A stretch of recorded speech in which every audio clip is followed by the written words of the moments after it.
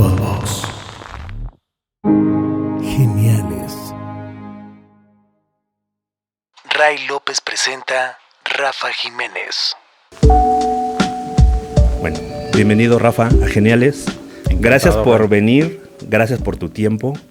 Siempre digo lo mismo a los invitados, porque en verdad lo creo. Siempre agradezco el tiempo que se dan para venir a platicar, porque sé que el tiempo es lo más valioso de todos, ¿no? Y agradezco que dejen un ratito todo lo que tienen que hacer para darse este tiempo de venir a platicar, de venir a conocerlos y de venir a inspirar a la gente, ¿no? Que al final este proyecto lo hago por eso, para que la gente, muchos que nos conocen, muchos que te conocen a ti, muchos que me conocen a mí, digamos que van a saber más cosas que tal vez no saben de ti, ¿no? Uh-huh. Pero la gente que no te ubica tanto se va a inspirar con lo que has logrado, con lo que has hecho. Por eso este podcast le puse Geniales, ¿no? Porque para mí la gente que invito es gente que para mí es genial, gente que admiro y gente que me da gusto que te digo, se dé ese tiempo de poder venir. Hombre, pues encantado, muchas gracias y igual, feliz de estar aquí contigo. Venga, tú tienes una larga trayectoria, para los que no te ubican todavía, en el mundo digital, ¿no? Cuando todavía digital se le decía interactive. Exacto. ¿No?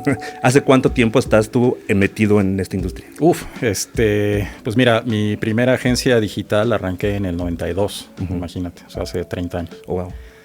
Y esa agencia, en ese entonces no había internet ya, pero no había web como tal, ¿no? Entonces no había como mucha chamba para cuestiones creativas, audiovisuales, etcétera. Pero lo que hacíamos eran cosas de lo que en ese entonces llamábamos multimedia, que eran como cosas audiovisuales interactivas, okay. ¿No? con programación. Justo me salí de una chamba en la que estaba desarrollando sistemas en Softec, porque yo estudié sistemas, okay.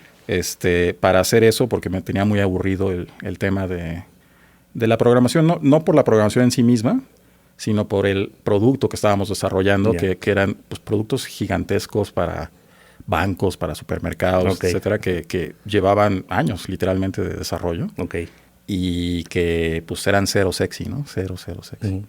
Y yo siempre tuve como muchas inquietudes creativas que no sabían como por dónde ir, y por esos años Apple sacó QuickTime, la primera versión de QuickTime, que fue la primera solución de software exclusivamente para poder reproducir video. Porque hasta antes de eso se necesitaba como hardware especializado para poder reproducir video. Era muy intensivo para el puro CPU de la computadora, ¿no? Uh-huh. Cuando sale QuickTime, pues se me abren los ojos y digo, pues por aquí puede haber algo. Me salgo, hago un pequeño despachito ahí para hacer este tipo de cosas. Uh-huh. Literal, vendiendo el bocho y así, ¿no? Para comprar equipo. Y pues ahí fue caminando despacito, hacíamos, te digo, cosas de... Los clientes ahí más bien eran museos, okay. Centros comerciales, ¿no? Porque mucho hacíamos también kioscos interactivos con pantallas touchscreen y ese tipo de cosas. Y conforme fueron pasando los años, hacia el 96, por ejemplo, que ya el web empezaba a ser algo más interesante, ahí nos fusionamos con otra agencia, en el 97, nos uh-huh. fusionamos con otra agencia que era de la que era socio Eric Decom. Okay. Y nos juntamos para hacer una agencia más grande. En mi caso yo estaba asociado con mi hermana, Jerry, y del lado de Eric estaba Eric y trajo un socio adicional, Dani Sadia, que uh-huh. está en Dixo y demás. Y hicimos Interfaz 401, que esa en 3 años nos la compró Gilby, y okay. Así fue como eventualmente nos conocimos tú y yo, porque así fue como, de hecho, yo llegué a la publicidad hasta ese momento. Yeah. Todo lo que hacíamos antes no tenía nada que ver con publicidad, era más bien de comunicación, uh-huh. Comunicación institucional a veces cosas como te digo, educativas, etcétera, pero nada de publicidad. Entonces fue... O sea, cuando llegamos a Ogilvy fue como una experiencia súper interesante en prácticamente todos los sentidos, ¿no? Claro. Porque un cambio cultural importante, un aprendizaje muy intenso de publicidad, ¿no? Yo diría que ahí fue donde realmente hice como mi maestría en publicidad. Y al principio pues éramos los bichos raros, ¿no? Uh-huh. de Interactive, que no teníamos como... Incluso un lenguaje común muchas veces claro. Con el resto de la agencia, ¿no? Sí. Entonces estuvo padre, la verdad es que fue una época bien enriquecedora. Sí. ¿Hace cuánto fue en Ogilvy? Fue como en el 2000. 2004. De 2000 a 2005. Ah, claro. Yo estuve ahí Sí, de que 2000 te a conocí 2005. como por el 2004 más o menos. Yo llegué a Ogilvy y ahí estabas. ¿Y te gustó este paso por la publicidad o no? Sí, me gustó mucho. O sea, hay muchas cosas de la publicidad que todavía me incomodan, ¿no? Como suele pasar. Pero, pues, de entrada fue como, pues, conocer un mundo completamente diferente con personas muy talentosas, ¿no?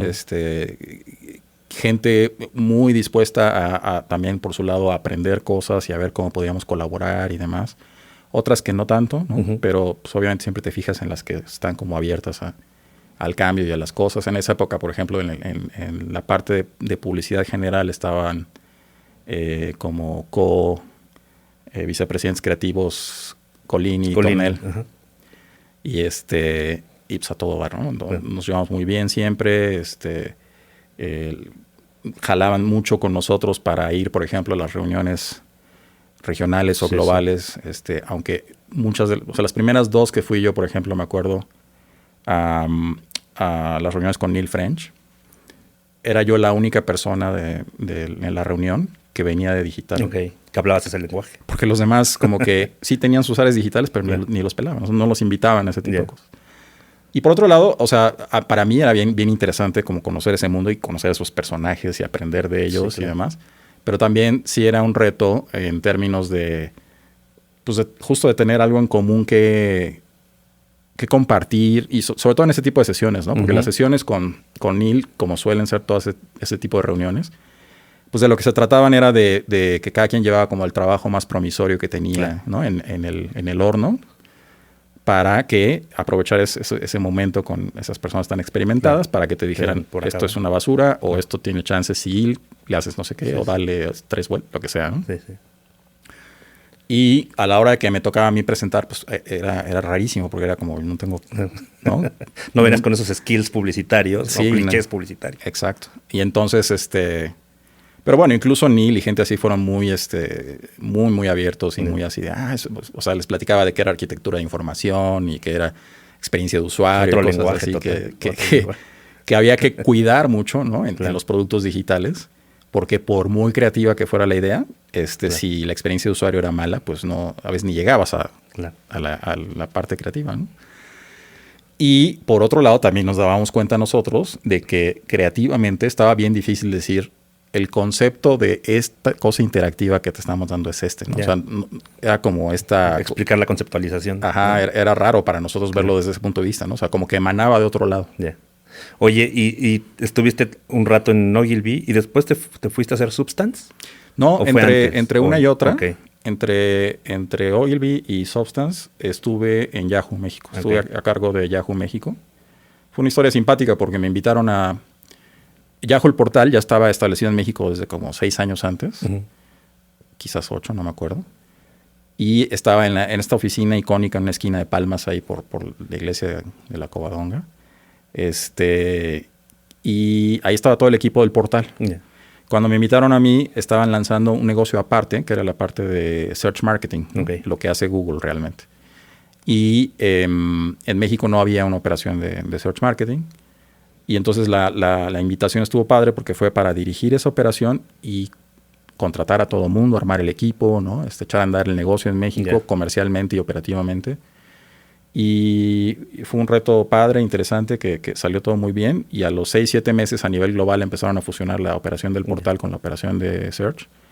Y me tocó quedarme a cargo de las 2 operaciones en México. Entonces hice el proceso de fusión, empezar a entender también el otro lado del negocio, etcétera, etcétera. Y estuvo padre. Estuve 2 años nada más, pero fueron como 2 años perro, ¿no? Sí, súper intensos. Pasé como 4 cambios organizacionales en esos 2 años, ¿no? Y eso que era Yahoo ya un poco de bajada, ¿no? No el Yahoo esplendoroso que llegó a ser. Fue el Yahoo ya justamente después de aquella fallida negociación con Google que intentaron comprarlos. Google pidió el doble, estos dijeron están locos y el resto es historia, ¿no? Pero aún cuando ya era un Yahoo más, bueno, muy grande, ¿no? Que también el tamaño muchas veces te hace lento, te hace miedoso, ¿no? Etcétera, etcétera. Todavía bajo ese esquema me pareció brutal la velocidad con la que ese tipo de compañías se mueven comparada, por ejemplo, con las agencias, ¿no? Que pueden pasar 40 años y no pasa mucho. Te digo, 4 reorganizaciones globales me tocaron en 2 años. Y en la última justamente dije yo, ya aquí me bajo porque me ofrecieron un rol regional que estaba padre porque era regional. Pero era de comercialización prácticamente, ¿no? Y ya no tenía que ver con el producto, y a mí el producto era lo que más y la parte creativa. Más me llamaba la atención. Y entonces después se dio Substance. Después me salí, armé Substance. Substance traté de que tuviera como un posicionamiento un poco diferente de lo que habíamos hecho antes. No quería repetir como lo mismo. A mí la verdad es que me aburre estar haciendo como lo mismo mucho tiempo. Entonces, Substance salió al observar que en esos años, estamos hablando de 2007, 2008, pues es previo a las redes sociales, pero ya estaba muy como encajonado el medio digital para ese entonces como un medio de respuesta directa, ¿no? En donde todo lo que importaba era el clic, ¿no? Y evidentemente a mí me parecía que se estaba descuidando mucho la oportunidad de desarrollar marca en esos medios, dado que cada vez éramos más los que consumíamos menos medios tradicionales y más medios digitales, ¿no? Entonces, de pronto tenías esta situación en donde los que estaban cosechando nada más los clics no estaban sembrando realmente nada y estaban nada más cosechando lo que se sembraba en la tele o lo que se sembraba en exteriores, etcétera, ¿no? Cuando la gente empieza a consumir menos los medios tradicionales, pues te empiezas a enfrentar a situaciones en donde te dicen, ya compra esto, reserva aquí, no sé qué, y no sabes ni quiénes son, ni por qué deberías, ¿no? Ni quién más de tus cuates hace esas cosas o no, etcétera, ¿no? Y entonces le apostamos a eso, le apostamos a hacer una agencia cuyo foco fuera el construir marca en digital, ¿no? Y demostrar que eso también era medible y también era redituable, por supuesto, pero que pues no lo estaban haciendo, ¿no? Y a eso nos dedicamos. Que es lo que platicábamos antes de empezar a grabar, que antes la gente las marcas no le querían apostar a lo digital, ¿no? Era como, ¿y este bicho raro qué? No le voy a poner mi dinero a eso, ¿no? Sí, solo los que, haz de cuenta, las categorías que siempre o muy temprano entraron al medio digital eran justo las que podían hacer transacciones, ¿no? Transacciones en línea. Entonces, toda la parte de boletos, por ejemplo, de avión, de reservaciones de hotel, no sé, o sea, cosas que estuvieran relacionadas con e-commerce y demás. Aun cuando el e-commerce en México se tardó muchísimo en despegar. Pero todo aquello que pudieras como de alguna manera completar una transacción online y que podían medir como de principio a fin, entonces se volvía como una cosa que no podías discutir y que tenías que aprovechar realmente, ¿no? Pero todos los demás, por ejemplo, los productos de consumo, ¿no? Que decías, bueno,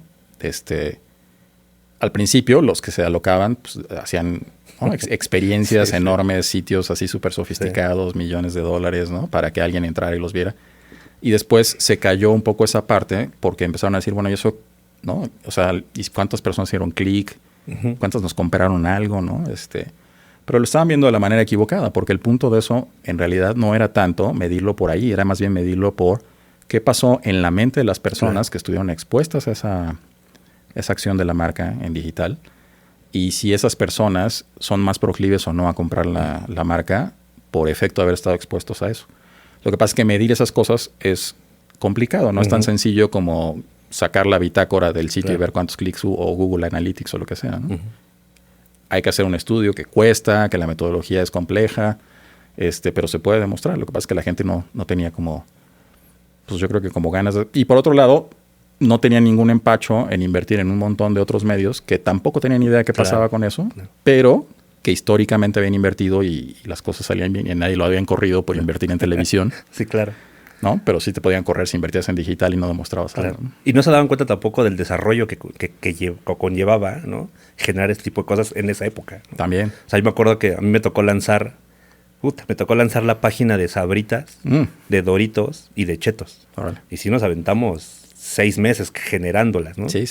Y hoy es como común y ya lo hace súper rápido. O sea, las marcas como que no se dan cuenta de eso. Y pasa ahorita también un poco con lo que estamos viviendo, que ahorita platicaremos de toda la parte que está en el boom de la inteligencia artificial, ¿no? Pero me voy a regresar un poquito. Sí. ¿Cómo fue que entraste por esta... ¿Qué te detonó tu pasión por la tecnología? Pues mira, yo creo que siempre ha sido como para mí una especie de aliado o de ayuda para complementarme y para, pues a lo mejor para como cubrir ciertos defectos que tengo, principalmente de disciplina, por ejemplo, Yeah. ¿no? A mí siempre me ha gustado la música y nunca fui suficientemente disciplinado para ponerme a aprender a tocar un instrumento, por ejemplo, ¿no? Pero tenía ideas de todos modos y quería expresarlas de alguna forma. Y justo me tocó también, afortunadamente, que cuando estaba como en la universidad, me tocó pues que había mucho más accesibilidad a sintetizadores y MIDI y secuenciadores. Sí, toda la época de los 80, mediados de los 80. Exacto. Entonces dije, pues eso está bueno, porque no necesito realmente aprender a tocar. Claro. O sea, digamos, puedo entender qué tipo de notas van con otras notas y cosas así para componer y demás, pero no tengo manera de tocarlo, ¿no? Yeah. Pero sí podría programarlo, ¿no? Claro. Entonces... Entraste por otro lado. Entré por el lado de la tecnología, la música, justo como un habilitador, ¿no? Como una cosa que me ayudaba a expresarme a pesar de no tener las habilidades para yo hacerlo con un instrumento Yeah. que yo tocara, ¿no? Y entonces así hasta hicimos una banda, un amigo y yo, ¿no? Una banda tecno, Okay. estuvo padre. ¿Cuánto tiempo duró?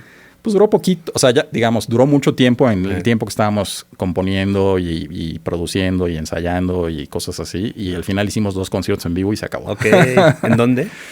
Pues uno fue en la zona rosa, en un lugar, un antrazo que se llamaba Pericos, Ok. que era de pura música electrónica, industrial Yeah. y cosas así. Era una casa de estas casas típicas de la Juárez. Sí, sí. Que pues en cada cuarto había nada, ¿no? Unos cojines Yeah. y cosas así, pero todo pintado en negro. Claro, y claro. Underground, totalmente. ajá, luz negra, ¿no? Yeah. Y ahí tocamos una vez. Y la segunda vez fue en un lugar fresísima en Cuernavaca que se llamaba Mosquito, Ok. que era como una especie de... pues, un lugar muy raro, como salón de fiestas casi, porque me acuerdo que estábamos tocando y había gente cenando a la distancia, Ok. así, sin hacernos mucho caso. Yeah. Entonces fue como un contraste muy curioso, porque en el otro había, ya sabes, gente salvaje así, Sí, sí, sí. queriéndose subir Claro. al stage, a pegarle a los Sí, sí. instrumentos. ¿no? Y en acá toda formalidad. Y acá era así como un baile de secundaria, Wow. no sé, muy raro. ¿Y por qué duró tan poco? Pues yo creo que porque lo que suele pasar, ¿no? O sea, mi amigo y yo en ese momento empezamos a tener como ideas que iban por caminos Yeah. diferentes. O sea, él quería hacer un tipo de... O sea, llevar el proyecto a un lado, yo lo quería llevar a otro y como que no llegamos a un acuerdo y Yeah. ahí se cortó. Curiosamente, nunca nos dejamos de llevar, somos muy buenos amigos y curiosamente ahorita estamos retomando un proyecto musical que ya no tiene nada que ver con aquel y en el que sí estamos tratando de poder tocar en vivo, ¿no? De Ok. tocar instrumentos en vivo. Ok. Pero más de la parte, o sea, con instrumentos que tienen que ver con sintetizadores. No, él toca la guitarra, yo Ok. el bajo. Entonces, Está más formal, digamos. Exacto, más normalito. Ok, ya. Sí, con, por ejemplo, programando la batería y cosas así, ¿no? Ok. Qué chingón. Sí, pero pues eso, o sea, regresando a tu pregunta, la tecnología para mí siempre ha sido como un habilitador o un aliado en muchas cosas que en las que siento que me quedo corto, ¿no? En cosas y me ayuda, ¿no? Y siempre lo he sentido como algo muy positivo en ese sentido por eso. Ya. Oye, en todo este tiempo que llevas en la parte tecnológica, en la parte creativa, ¿te acuerdas qué fue lo primero que publicaste? Uy, pues mira, de publicar, creo que... Porque, güey, se me ocurrió esto, lo desarrollé, ya está activo, ya lo puede ver la gente. Lo primero que publiqué es muy vergonzoso porque lo publiqué en el periódico de la universidad. Ajá. Y eran unos poemas ahí malísimos, ¿no? Muy, muy malos. Después, esto era en el TEC, después me dio por escribir cuento y hubo un concurso de intercampus y quedé en tercer lugar de todo el sistema TEC, eso no estuvo mal. Y ese cuento ya no me da tanta vergüenza como me daban los poemas. Pero sí, lo primero que publiqué fueron como cosas que me gustaba mucho escribir. Yeah. Todavía me gusta escribir, creo que es lo que mejor hago. Tienes un blog, ¿no? Tuve un blog muy, ¿cómo se dice? Pues muy nutrido, Sí. justo en la época de Substance. Uh-huh. Y mucho porque estaba tratando de desarrollar pues el pensamiento detrás de lo que estábamos proponiendo. ¿no? Uh-huh, uh-huh. No estaba como muy articulado en ningún lado, no estaba muy claro ni para nosotros mismos. Entonces fue un ejercicio bien padre el escribir alrededor de eso, como para empezar a plantear cuál era el punto de vista de Substance, ¿no? O sea, qué era lo que en lo que creíamos, en lo que no, a través de ejemplos, a través de situaciones diferentes, etcétera. Y de ese blog después armé un librito, como con los greatest hits del blog, y que más o menos tenían cierta coherencia. Los armé en capítulos y está publicado online para descarga gratuita. ¿Cómo se puede buscar? Bueno, acabo de cambiar mi sitio, no sé si dejé de poner el link ahí, pero búsquenlo en rafajimenez.com, debe de estar ahí. Va. Oye, a ver, este episodio, yo lo considero que va a ser yo lo voy a ejecutar a partir de mi ignorancia. Es la mejor forma de hacerlo. Es la mejor forma de aprender también. Claro. Va a ser un episodio for dummies, ¿ok? Y mi primera pregunta es una pregunta muy simple, pero es, ¿cómo le describirías la inteligencia artificial a un niño de 10 años o a una persona de 70 años? Ok, es una buena pregunta. Pues mira, para empezar, está este debate que es no es un debate académico y ya, ¿no? Así como de, ¿no? Esto es académico. Que sí tiene fondo, ¿no? Que es el punto de decir, bueno, esto que estamos viviendo ahorita realmente se merece el título de inteligencia artificial o no, ¿no? Porque en el imaginario de todos, desde que se empezó en los 50 a investigar, a veces hasta un poco antes, ¿no? Sobre el tema y hacer desarrollo sobre el tema, pues siempre lo que se tenía en mente era tener cosas que, si bien que podían ser indistinguibles básicamente de cómo pensaba una persona, ¿no? O sea, es como la visión de la inteligencia artificial. Una persona, como, digamos, pensando como en o sea, el benchmark, poniendo a un ser humano, ¿no? No porque pensemos que, por ejemplo, sea inútil hacer algo que sea tan inteligente como un cuervo, por decir algo, como un delfín, ya sería gran cosa, ¿no? O sea, sería gran cosa hacer algo que todavía no estamos ahí. Pero siempre se ha imaginado como, ¿no? Algo que sea parejo o superior a lo que podría ser una persona. Y hoy, pues, estamos todavía como muy lejos de algo así, aunque tenemos cosas o sea, no le resta importancia, ¿no? A lo que estamos viendo ahorita como ChatGPT y esas cosas, porque realmente son muy impresionantes, ¿no? Sí. Son muy impresionantes. Entonces, regresando a la pregunta de cómo cómo le explicaría a un niño o cómo le explicaría a un señor ya grande, más grande que yo, qué es lo que estamos viviendo ahorita como inteligencia artificial. Pues mira, en el caso del niño, curiosamente, he platicado con niños, no sé si de 5 años, pero un poquito más grandes y cosas así. Y la verdad es que no les asombra en lo absoluto porque no tienen ninguna referencia previa, ¿no? Entonces es como su día a día, su ¿no? normalidad. Hay una cosa que hace esto, fin, ¿no? Yeah. Cosas que uno le parecen mágicas, ¿no? A los niños les parecen normales, ¿no? O sea, la primera vez a lo mejor se sorprenden, pero a la segunda ya se vuelven parte del paisaje completamente. Sí. Si uno de ellos fuera suficientemente curiosa o curioso para preguntar cómo funciona, pues lo que trataría de explicarles es que funciona a partir de haber aprendido, haber como leído muchas cosas, visto muchas cosas, ¿no? Y tratar de hacer patrones de esas cosas para poder después usar ese conocimiento y expresarse, ¿no?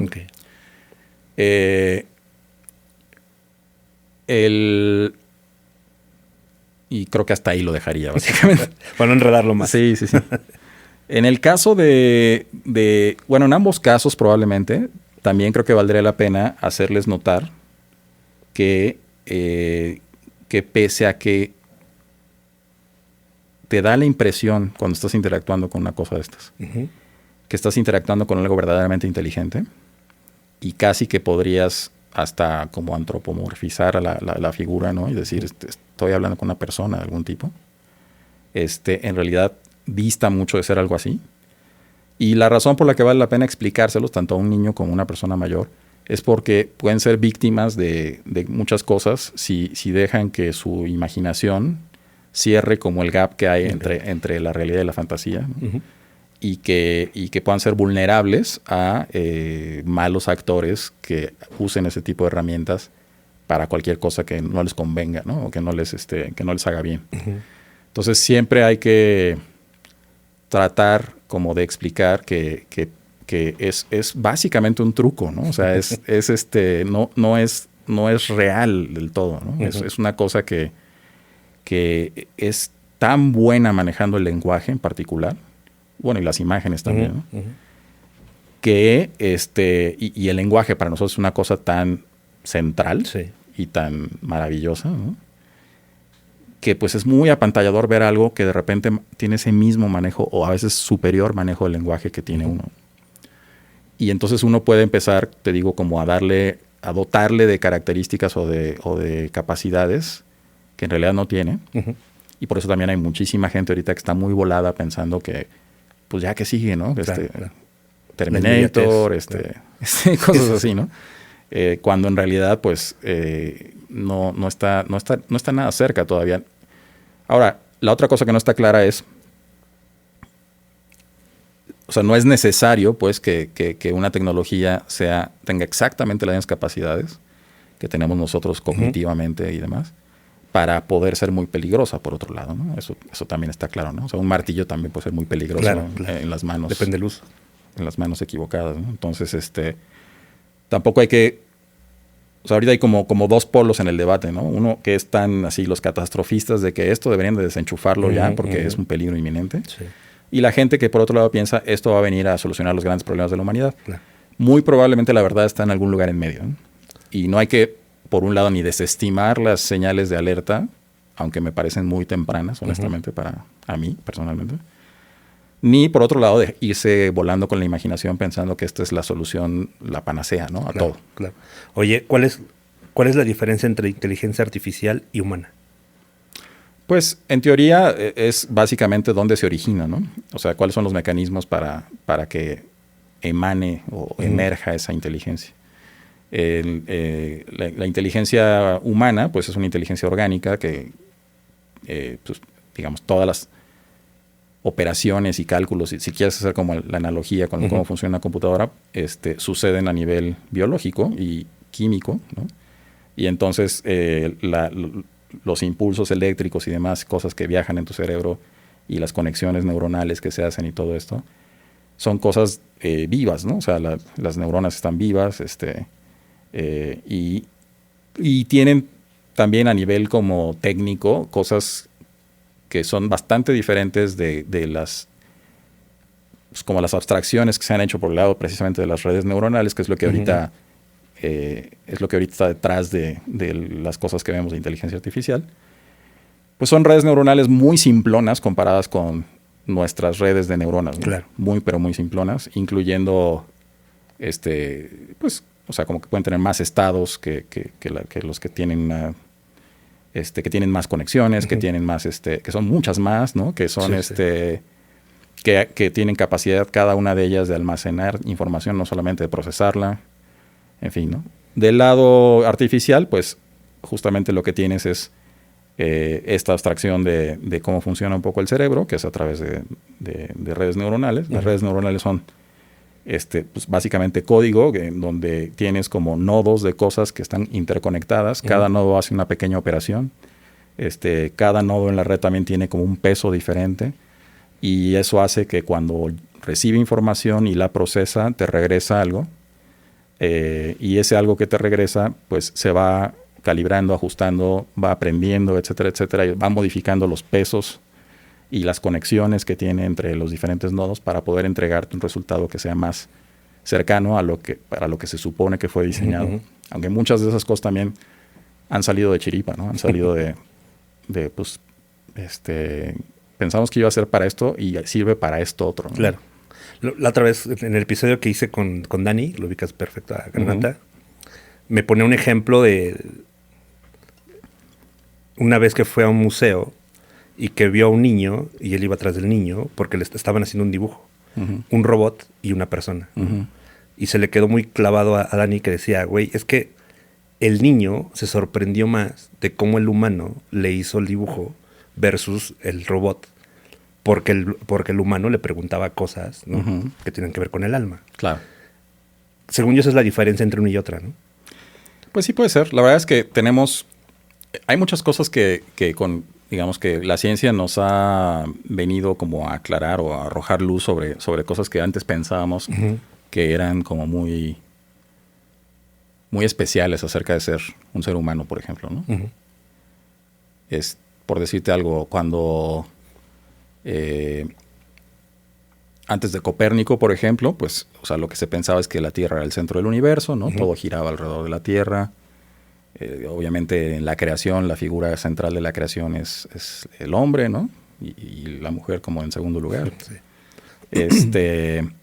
Y cuando Copérnico hace su observación de decir, pues no, señores, la Tierra no es para nada el centro del universo, de hecho no es ni siquiera el centro del sistema solar, ¿no? Nosotros giramos alrededor del Sol. Viene como un pequeño descalabro ahí al ego de pensar que como humanidad somos una cosa muy especial, ¿no? Ujú. El segundo descalabro viene con Darwin, ¿no? Que también nos da a entender claramente que lejos de ser ese animal especial de la creación, somos uno más, ¿no? Sí, sí, sí. Uno más que surgió ahí también de chiripa, Sí, sí. no por ningún destino que estuviera escrito en ningún lado, Claro. ni nada por el estilo. Y que nos resta como esta aura de ser especiales, ¿no? Realmente no somos tan especiales. Ujú. Por último, Freud con las ideas de que ni siquiera realmente tenemos control de nosotros mismos muchas veces, ¿no? Entonces, y en el ínterin, pues cosas como, por ejemplo, regresando al tema de la creatividad, ¿no? Esta idea de que las ideas, o sea, que hay personas geniales porque son muy creativas y muy probablemente tienen como contacto con las musas, Sí, ¿no? sí, Como sí. antes se decía que las musas eran las que te inspiraban. Claro. Las personas que eran geniales, se pensaba que era imposible, porque son una persona como tú y como yo, ¿no? Que tienen de diferentes físicamente nada, pues claramente su inspiración debe de venir de otro lado, ¿no? Debe de venir de algo divino o de algo. Y todo ese tipo de cosas se han venido desmintiendo con el paso del tiempo, conforme la ciencia va cerrando algunas brechas de conocimiento que no teníamos, ¿no? Entonces, regresando al tema de lo que decías del alma, no sé si eso exista realmente. Ujú. O si es una de estas cosas que precisamente nos imaginamos porque pensamos que somos muy especiales, Yeah. cuando en realidad no somos tan especiales. Ujú. Pero lo cierto es que, digamos, a un nivel más biológico, algo que sí nos define para bien y para mal muy, muy cañón es el tema de las emociones, ¿no? O sea, no hay tal cosa como un pensamiento libre de emoción. O sea, no hay nada que pueda llegar a tu cerebro como razón pura, ¿no? Siempre viene teñido por la emoción. Entonces, en ese sentido, digamos, ese tipo de cosas a lo mejor se podría emular en una cosa de estas, tecnológica, ¿no? A lo mejor podrías emular que la computadora estuviera expuesta como a cosas que cambiaran su estado de ánimo, entre comillas, como para que eso lo hiciera más o menos ocurrente, más o menos creativo, o que simplemente su pensamiento vaya por un lado diferente dependiendo de su supuesto estado de ánimo. A lo mejor se puede simular, no lo sé, ¿no? Claro. Y el problema de ese tipo de cosas, en general, también como lo de inteligencia y todo esto, es que no sabes, o sea, es bien difícil saber como cuando algo está siendo o está actuando como que es. Claro. ¿No? Sí, sí, sí. Y si la actuación es suficientemente convincente, entonces pues es como difícil, o sea, quizás hasta para los fines prácticos no hay diferencia, ¿no? Además está evaluado por un ser humano. Además. O sea, Yo creo que esa es la parte importante, o sea, justo lo que acabas de decir, o sea, la parte de la evaluación que hoy por hoy lo hacen bastante mal las tecnologías que tenemos, es bien importante y es finalmente como que la gran habilidad que tenemos que cultivar como personas creativas en estos tiempos en que las máquinas pueden generar ideas, es ser las personas que tenemos la capacidad de decir esto que me está entregando la máquina o esta persona o esta combinación de persona y máquina, ¿no? ¿Está bueno? ¿No está bueno? Claro. ¿Por qué? ¿No? ¿Qué le falta? ¿Qué le sobra? ¿Por qué conectaría con la gente? ¿Por qué no conectaría con la gente? ¿Por qué podría llegar a lograr el objetivo que se le planteó a este proyecto o no?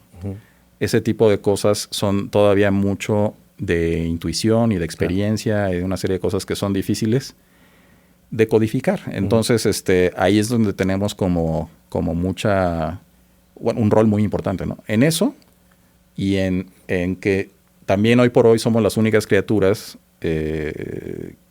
no las únicas, pero las más importantes ahí sí, que tenemos necesidad de expresarnos, ¿no? Que tenemos deseo de hacer cosas, de construir cosas, de crear.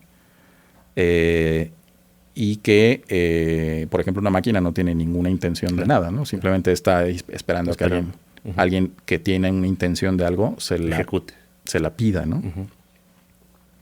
Entonces estamos como al principio y al final del asunto, ¿no? Al principio, al decir, bueno, ¿qué valdría la pena hacer? ¿No? ¿Qué valdría la pena explorar? ¿Qué valdría, ¿no? Y pedírtelo pedírtelo a ti misma o a ti mismo o a la máquina o al equipo, ver cómo va la cosa en el proceso y en diferentes partes del proceso y seguramente al final evaluar, ¿no? Si tú elegir qué es lo mejor para exacto, de todo esto, ¿no? ¿Qué vale la pena, que no? Este camino parémoslo ya, no va para ningún lado, esto podría ser interesante, cosas así, ¿no? Oye, hace rato hablabas de los polos opuestos que hay, ¿no? Que si es el enemigo o el nuevo amigo o el nuevo enemigo. ¿Tú para dónde te inclinas? Yo estoy un poco en medio, la verdad. O sea, me parece que hay que tener como cierto escepticismo sano para todo. No me creo el hype así, por completo de, ¿no? Esto es como que la última maravilla de las cosas. No desde un punto de vista conceptual de que digamos, si llegáramos a poder construir una inteligencia artificial que además estuviera bien alineada con los intereses de la humanidad, suponiendo que además hubiera un consenso sobre cuáles son los intereses de la humanidad, que también no está del todo claro, ¿no? Pero suponte que se alinearan, por ejemplo, a la Carta de los Derechos Universales de la Humanidad, ¿no? De los derechos humanos. Ya sería ganancia, ¿no? Sí creo que podría ser un trancazo y que nos podría catapultar en términos de progreso y de desarrollo, e idealmente un progreso y un desarrollo mucho más justo y no tan salvaje como el capitalismo salvaje que tenemos ahorita, ¿no? Entonces, ahí sí como que me gana mi lado idealista y sí pienso que podría haber chances de que una cosa así nos llevara por un mejor camino. Por el otro lado, al final de cuentas, también siempre son, como decíamos ahorita, ¿no? Si los humanos son los que tienen las intenciones y los deseos y las necesidades, pues puede haber uno o una serie de humanos con malas intenciones, ¿no? Que usen ese tipo de cosas para cosas que tengan que ver con acumular más poder, más dinero, lo que sea, ¿no? Y que sean muy destructivas para el resto. Entonces, a mí, pues como siempre, ¿no? Lo que da más miedo es la gente, no tanto la tecnología. Claro. Pero, pues, te digo, o sea, no estoy ni de un lado ni del otro. O sea, quiero pensar que tiene mucho potencial muy positivo, que ojalá no caiga en manos de gente muy nefasta, ¿no? Claro. Y tan. Sí, porque está en el uso, ¿no? En el uso que le des, porque me puedo yo meter como si fuera un político, decir, genérame, ¿no? Totalmente, un discurso emocional, ¿no? Sí. O dime cómo hago armas nucleares, ¿no? Sí. O algo benéfico, ¿no? Cómo genero paz, ¿no? Exacto. O sea, está en cómo usas la tecnología y cómo usas, en este caso, la inteligencia artificial. Sí, y desafortunadamente lo que sí es como, o sea, digamos, es más difícil orientar las cosas para resolver problemas que para causar más problemas, ¿no? Claro. O sea, es como la segunda ley de la termodinámica, ¿no? Todo tiende al desorden, a la entropía, y hay ciertos actores políticos y económicos y de todo tipo que tienen mucho que ganar cuando las cosas están turbulentas, cuando las cosas están desordenadas, ¿no? Entonces, muchos de este tipo de herramientas son como, pues sí, son como un regalito para sembrar más caos y sembrar, ¿no? Entonces, eso es lo peligroso de casi cualquier cosa, ¿no? O sea, con el Internet ha pasado lo mismo, ¿no? Claro. Hay una frase de Paul Virilio que siempre repito, un filósofo francés, que dice que que la invención del barco es la invención del naufragio también. O sea, siempre todo lo que hemos creado, todo tiene un lado desastroso. Claro, catastrófico. Sí, entonces, y pues nada, ¿no? Hay que tratar de minimizar También, por ejemplo, una de las cosas que quizás la inteligencia artificial nos ayude mucho, pensando en, por ejemplo, a mí, por ejemplo, me cambió por completo la mentalidad sobre la capacidad que podían tener las máquinas. Cuando fue este tema de AlphaGo, de la máquina que le ganó a un coreano jugando algo que yo juego desde hace como 10 o 12 años, juego muy mal, pero me gusta mucho. Y era de los que pensaba que no iba a pasar eso hasta dentro de 10 años más, una cosa así, ¿no? Nos agarró muy fuera de base el brinco que dio la tecnología, porque el software más potente que había hasta ese momento, pues no le ganaba a un amateur de media tabla, mucho menos le iba a ganar al campeón del mundo, ¿no? Claro, claro. Entonces, cuando lo vi, primero me desconcertó muchísimo, así como de, o sea, estamos como en la olla, ¿no? O sea, la humanidad está en la olla. Pero luego empecé como a tener otras lecturas de lo que estaba pasando, entre ellas que la máquina estaba siendo creativa, para empezar, en el juego, porque estaba proponiendo jugadas que nadie había propuesto seriamente en siglos de que... O sea, el juego tiene 3.000, 4.000 años de jugarse. Wow. Y además muchos registros de partidas de todos esos años, ¿no? No de todos, pero sí de los últimos fácil 500. Entonces, que propusiera jugadas que no se habían propuesto seriamente, ¿no? En un tablero que además es un tablero finito, ¿no? O sea, ni siquiera es como... O sea, sí tiene trillones de posibilidades, pero no es como que se le ocurrió que esta pieza ahorita en vez de pararse así se parara, ¿no? O sea, con las reglas normales... Sí. Generar nuevas opciones. Generar nuevas opciones y además que funcionara, ¿no? O sea, no solamente una cosa así de random, ¿no? Así voy a jugar allá a ver qué pasa, ¿no? Sino con un sentido de saber qué va a pasar muchas jugadas adelante. Entonces, esa parte de saber qué va a pasar muchas jugadas adelante, a lo mejor nos puede ser muy útil precisamente para tratar de entender las repercusiones negativas del resto de los inventos que hacemos, ¿no? Porque a nosotros yo creo que entre que no nos da la cabeza de pensar cuáles son los escenarios posibles de liberar esta tecnología de esta forma, ¿no? Que si va a contaminar más o menos, si por ejemplo, si los autos eléctricos son o no son en neto un beneficio para el medio ambiente, todavía no está del todo claro. No. Entonces, ese tipo de cosas, por ejemplo, suenan como bien en papel y dicen, no, pues ¿no? Y el tarado de Elon Musk se puede parar el cuello diciendo que está ayudando al mundo. Claro. Pero en realidad no está del todo claro, ¿no? Está comprobado. Y a lo mejor este tipo de tecnología nos puede ayudar a evaluar esas cosas mejor de cómo nosotros podemos evaluarlas, porque a lo mejor nosotros las vamos a evaluar desde la emoción y desde la tripa y desde el instinto ¿no? Y a lo mejor alcanzamos a ver un par de jugadas adelante, pero no alcanzamos a ver la complejidad de cosas que pueden suceder en el futuro medio. Y a lo mejor estas cosas sí, ¿no? Entonces, esos son el tipo de cosas que a mí me gusta pensar que el tener un aliado de ese tipo puede ser súper, súper positivo. Más aparte de la chamba que se puede aventar a cuestas, como esto de inventar nuevas moléculas para nuevos tratamientos de enfermedades, descubrir cáncer mucho antes que un humano. O sea, todas cosas están padrísimas, ¿no? Claro. Oye, yo te considero un visionario. Obviamente. Porque ahorita estamos en el hype, ¿no? Del chat GPT y todo esto. Y tú creaste algo ya hace unos años atrás, ¿no? ¿Qué es? Cuéntanos, ¿qué es Synapse? Pues Synapse, fíjate que arrancó hace como 8 años. Y arrancó justo por una cosa similar a lo que te decía de lo de la música, ¿no? De decir, bueno, ¿cómo me puede ayudar la tecnología a hacer mejor mi trabajo? Y no solamente el mío, pero de mis colegas y todos los demás, ¿no? Y una de las cosas que detonó esto fue que cuando estaba, por ejemplo, con un brief o algo para alguna marca, pues naturalmente ya todos teníamos la costumbre de entrar a Google y ver qué había y cosas por el estilo, ¿no?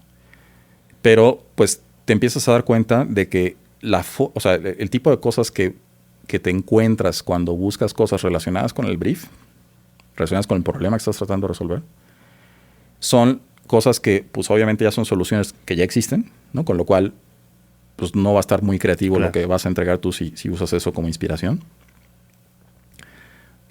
O cosas en general muy lineales o muy populares, ¿no? O sea, son cosas como que están demasiado pegadas al problema para hacer algo que te pueda llevar por un camino alterno. Por un camino alterno y más lejos, ¿no?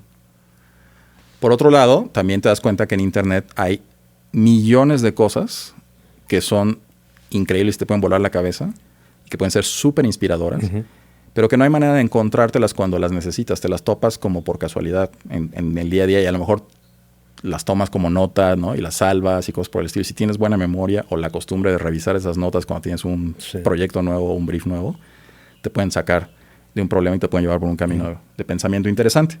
Pero, digamos, en el caso de uso específico de tengo un problema que resolver, no sé bien por dónde entrarle, ¿no? Yo tengo estas ideas, pero creo que puede haber más. ¿Por dónde más le rasco? Te metes a internet, Google no sirve, Pinterest no sirve, YouTube no sirve para esas cosas porque lo que te devuelve de nuevo es lo más popular, lo más obvio. Lo que ya existe. Lo más lineal, porque además está hecho para eso. No está hecho para creativos. Es informativo nada más. Exacto. ¿no? Totalmente. Entonces dije, bueno, ¿por qué no hay una cosa así? ¿no? Estoy busque a ver si hay una cosa que en lugar de entregar esto, ¿no? Lo más obvio, entregar a una cosa que no fuera tan obvia y que no fuera tan... Y no la encontré. Entonces dije, bueno, pues igual estaría bueno empezar a pensar cómo sería esa cosa y ver si se puede hacer. ¿no? ¿Eso hace cuántos años fue? Eso fue en 2014. Ok. Entonces empezamos a hacer, y de ahí, digamos, la siguiente observación fue decir, bueno, a ver, ¿cómo funciona un peloteo? ¿no?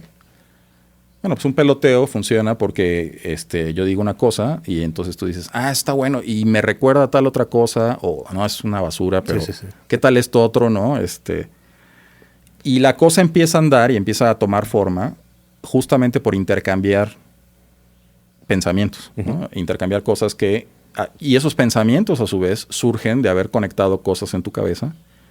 Entonces hay como dos niveles allí, ¿no? El primero es el nivel interno, en donde a ti se te ocurre algo, y eso algo que se te ocurre, típicamente está referenciado a alguna otra cosa que muchas veces no tiene nada que ver con...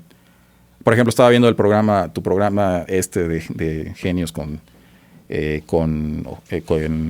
Willy Damas. ¿no? Y Willy contaba de la idea hasta que se le ocurrió para el banner del carrito, ¿no? Sí. Y que básicamente pues se acordó de las maquinitas y del carrito que nada más era como o sea, completamente 2D, ¿no? Y lo que hizo fue tomar algo que tenía en su cabeza, ¿no? Una vivencia personal y conectarlo con el brief y llevarlo a otro lado, ¿no? Llevarlo al lado de internet, ¿no? O sea, su idea no fue obviamente reproducir el juego de... Que no fue copiar, fue llevarlo... Exacto, fue llevarlo a otro lado, ¿no? Y eso es creatividad, ¿no? Sí, claro. Eso es lo que hacemos cuando decimos que tenemos ideas. Para poder tener ideas, quiere decir que tienes que tener cosas en la cabeza previamente, que mezclar, rebotar, etcétera, ¿no? Para cuando llega el momento de decir, aquí está esta idea, ¿no? Y luego eso, súmale que la otra persona o las otras personas están peloteando, tienen sus propias vivencias, bla, bla.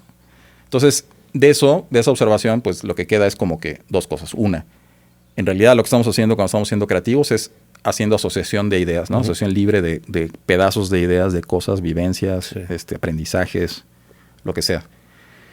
Y que mientras más diversa es la gente que está peloteando, más chances hay de que entre los que están presentes salga un camino de pensamiento que ninguno se había imaginado. Por sí solo.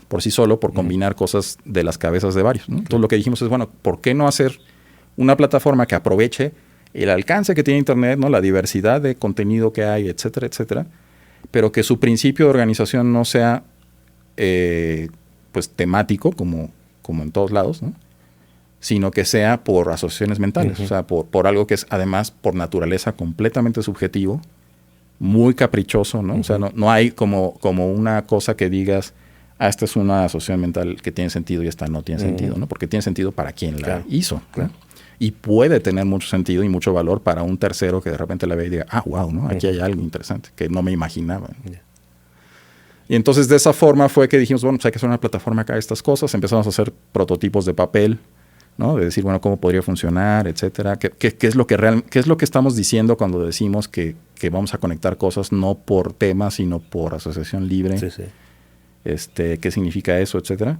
Y así fue como arrancó Synapse. Entonces arrancó siendo esta plataforma en donde la gente en diferentes partes del mundo, en diferentes profesiones, etcétera, se sumó a ir conectando cosas unas con otras. De nuevo, por razones completamente arbitrarias. Y luego ese es un espacio navegable que la gente cuando estaba buscando inspiración podía, digamos, si estabas trabajando con un brief para una marca de cerveza, a lo mejor podías buscar la palabra cerveza y ver qué tipo de cosas la gente de diferentes partes del mundo relacionaban con el término de cerveza, etcétera, y con base en eso decir, ¿no? Aquí podría haber algo interesante. Te digo, no necesariamente por lo que estás viendo, pero más bien por pensar qué tiene que ver lo que estás viendo, que típicamente no tiene que ver realmente con lo que estás haciendo, y hacer ese brinco, ¿no? Mental de decir, ok, si lo aplicara esto a lo que yo estoy tratando de hacer, podría... Tiene este sentido. Tiene ese sentido. Y a mí y a unos probablemente 100 más usuarios en el mundo les hizo mucha gracia cómo funcionaba Synapse en ese entonces, pero pues claramente no era suficiente para la mayoría de la gente. La mayoría de la gente le parecía que le exigía demasiado y lo entiendo, ¿no? O sea, era como, pero a ver, entonces yo entro y busco algo y me salen unas cosas que no entiendo que tienen que ver con lo que estoy haciendo y me tengo que preguntar qué tienen que ver para entonces tener esta chispa de, ¿no? Y la respuesta es sí, ¿no? Claro. Y era no, gracias, ¿no? Tu trabajo es asociar todo, ¿no? Era no, gracias, ¿no? Entonces, cuando empezó a surgir todo el tema de modelos de lenguaje y salió GPT-2 y todo ese tipo de cosas hace como 3 años, un poco más,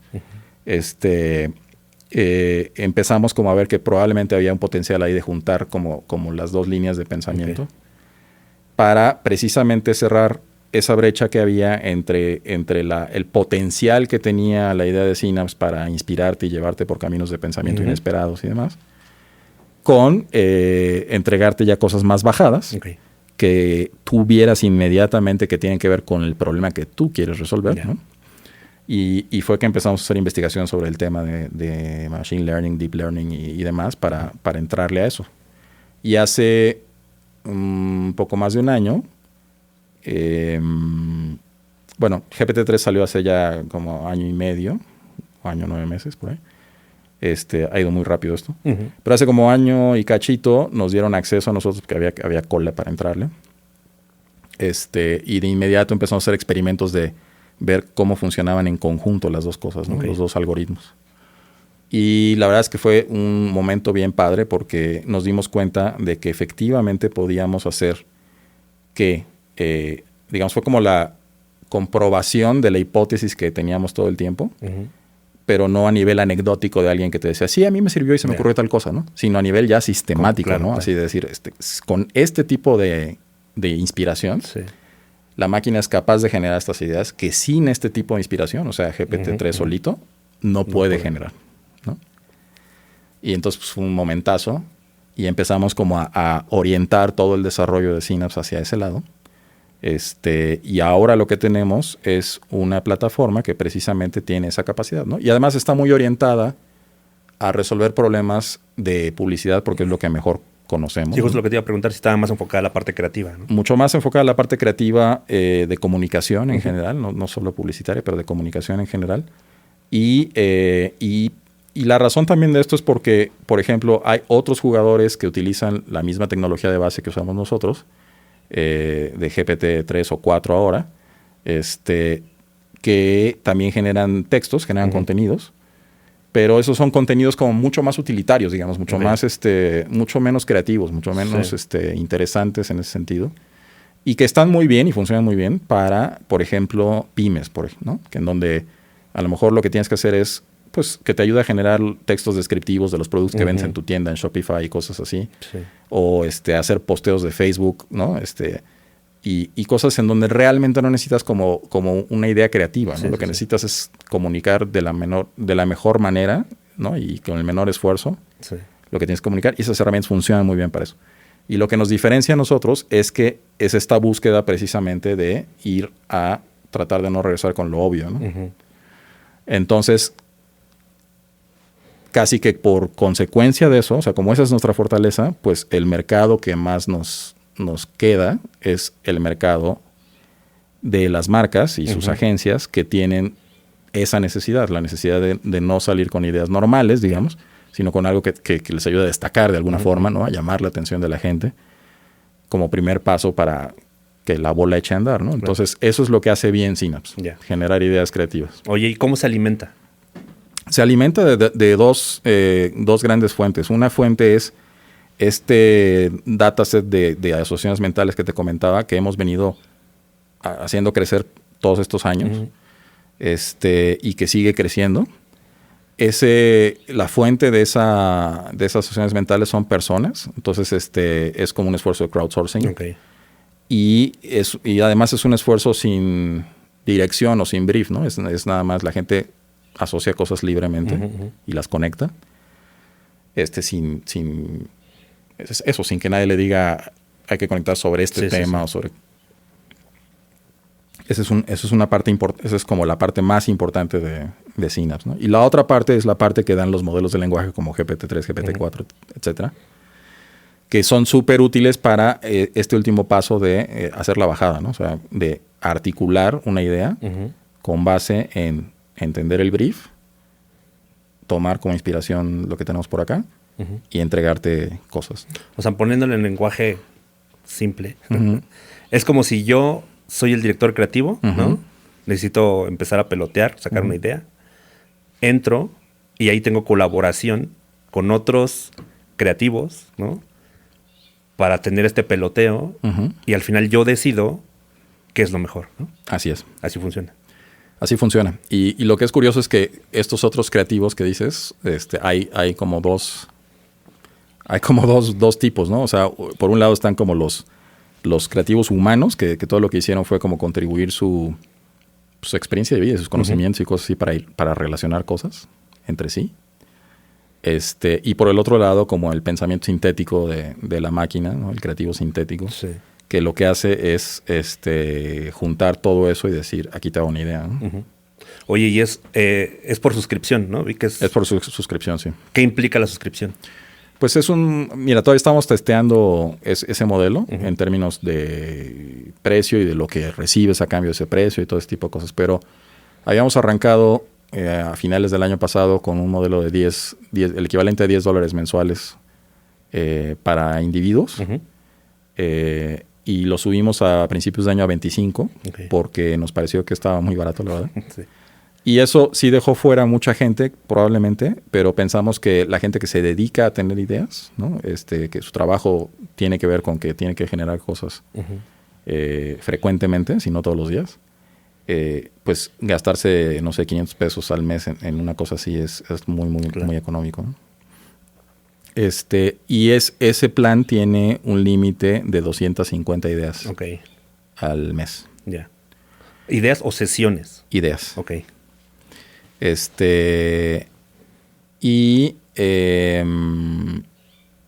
Bueno, ideas o peticiones de ideas. A veces la máquina te devuelve más de una idea cuando le pides algo, ¿no? Y en el caso del plan de agencias, lo que estamos ofreciendo es un plan que cuesta, el más barato cuesta $500 al mes, con un máximo de 10 usuarios. Pero ahí las ideas son ilimitadas. Entonces, pueden estar saque y saque cosas, ¿no? Oye, y hablando de lo que estábamos platicando hace rato, de las cosas buenas y malas, ¿qué pasa en este caso con los derechos de autor? ¿Cómo funciona? Pues mira, por ejemplo, en el caso de Synapse, nosotros establecemos en nuestras políticas y condiciones que las ideas son tuyas. O sea, no hay ninguna, ¿cómo se dice? Sí, no hay ninguna cosa que a nosotros nos interese decir, esto lo hiciste en colaboración con Synapse y por lo tanto, claro, ¿no?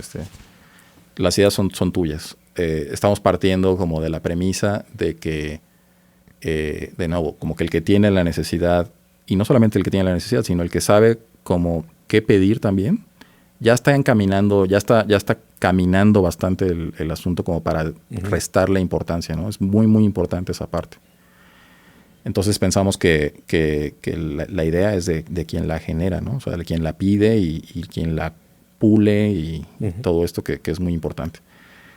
Por ejemplo, en una ocasión me preguntaban en una agencia, oye, ¿qué pasa si, por ejemplo, estamos en un pitch, y hay otra agencia que también está usando Synapse, ¿no? Que van a salir las mismas ideas? Claro. Y la respuesta es, pues mira, si llegan con el mismo brief y meten el brief tal como viene el cliente, pues se van a parecer. No van a ser las mismas porque nunca salen iguales, pero se van a parecer, ¿no? Van a ir por caminos parecidos.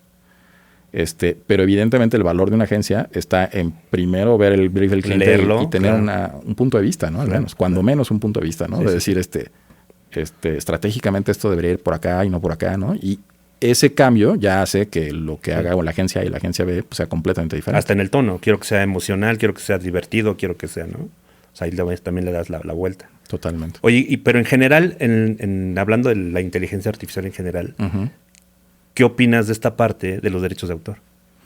Pues mira, es un tema bien denso porque tiene dos partes importantes, ¿no? La primera es, y de manera mucho más clara y marcada del lado de los artistas gráficos. Por ejemplo, todos estos modelos aprenden de absorber información que está publicada en Internet, ¿no? Sí. Cuando dices que la información está publicada en Internet, casi que se entiende que es como de libre uso, ¿no? Pero en realidad puede que no sea el caso, ¿no? La cosa es que todos estos modelos se basan en chupar toda la información que pueden, ¿no? Entenderla y a partir de eso hacer las abstracciones que tengan que hacer el modelo y lo que sea para que después puedan crear cosas de regreso. Entonces, de pronto hay artistas que se han quejado porque han visto cosas hechas por este tipo de modelos que claramente parecen un fusil de su estilo o de su temática o de lo que sea, ¿no? E incluso que hay, obviamente, mientras más alto perfil o más fans tiene un cierto tipo de artista, pues más chances hay de que la gente le pida deliberadamente a un Midjourney o una cosa así, oye, quiero hacer esto con el estilo de fulano o fulano. Y entonces, pues fulano o fulano no están muy a gusto con esa idea, ¿no? Claro. Yo pienso, o sea, por un lado pienso que eso lo venimos haciendo siempre, ¿no? Nada más que lo hacíamos a manita y no era tan notorio, ¿no? Porque yo creo que la enorme diferencia que hay con este tipo de herramientas es el volumen y la escala de tiempo que manejan, ¿no? Porque, por ejemplo, regresando al ejemplo del Go, ¿no? Que te decía, o sea, esta cosa de AlphaGo, en ese entonces, ahorita ya está en otro nivel completamente diferente. Pero en ese entonces, el software en la versión que le ganó a Lee Sedol, a este señor coreano, se había entrenado jugando millones de partidas en un par de semanas, una cosa así. Wow. Que es varios órdenes de magnitud diferentes del tipo de experiencia que puede desarrollar un ser humano en toda su vida, ¿no? Ya no digas en 2 semanas, ¿no? Claro.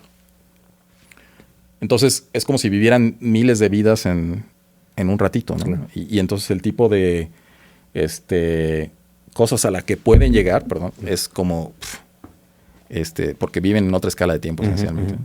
Entonces, en el caso de las obras de artistas, ¿no? Y copias y fusiles y inspiraciones y cosas por el estilo, de nuevo, toda la vida ha habido... Nada más que el volumen era tan bajo y era tan relativamente difícil y lento hacerlo. Y no estaba tan democratizado. Ajá, y que ni te enterabas porque a lo mejor pasaba en una parte del mundo que no te ibas a enterar, ¿no? Ahora, te enteras luego. Salen 1000 de un trancazo, ¿no? Y entonces pones el grito en el cielo naturalmente, ¿no? Entonces, las soluciones que han planteado, que me parecen muy correctas, de decir, oye, debería haber un opt-out, por ejemplo, de que si yo soy un artista de estos... le puedo decir a Midjourney, a la compañía, ¿no? Decirle, oye, por favor, si alguien pide algo con mi estilo, pues que no salga. Claro. Y yo creo que se me hace una petición válida y no tienen por qué negarse una cosa así. Claro. Eso se me haría muy normal. O inspirado en. O que le dé crédito a algún tipo, o lo que sea, ¿no? Que esa es otra posibilidad, ¿no? Por ejemplo, una cosa con la que hemos jugado en Synapse como una posible cosa a hacer en el futuro cercano, es por decirlo, ahorita el modelo tiene una voz y un estilo que es más o menos neutral, digamos, ¿no? Pero, ¿por qué no, por decirlo algo, entrenarlo con puras ideas de David Droga, por decirte algo, ¿no? Y que entonces cada vez que pidas una idea sería como la idea de David Droga. Claro. Pues podría ser, y ahí más bien lo que estaría padre es hacer como un modelo de compartir las ganancias con la persona, ¿no? Sí. En donde otra forma de monetizar. Exacto, ¿no? En donde si tú como creativo dices, oye, pues unas ideas tipo David Droga, a ver qué salen, pues de lo que le estás pagando, en este caso a Synapse, por que genere eso, una parte va a... Eso sería lo más justo, ¿no? Claro. Si te las estás robando nada más para... Y aparte las vendes como, ¿no? Disfrazando más o menos el nombre, ¿no? Estilo un creativo australiano muy famoso, ¿no? Pues no, eso sería muy tramposo, muy chafa, ¿no? Claro. Entonces, no está fácil. Y luego está el otro tema de derechos, que es el producto que generas. Hay por ahí un antecedente en una corte gringa en donde dijeron que no podían registrar como darle derechos de autor a una portada de un libro de una autora que había hecho con, no me acuerdo si Midjourney o alguna otra cosa así. porque dijeron esto no lo hizo nadie, Claro, digamos, ¿no? claro. Entonces, ahí hay un antecedente raro, porque querría decir ¿qué quiere decir eso realmente, ¿no? O sea, quiere decir que todo mundo puede usar esa misma imagen en lo que quiera sin pagarle a nadie nada.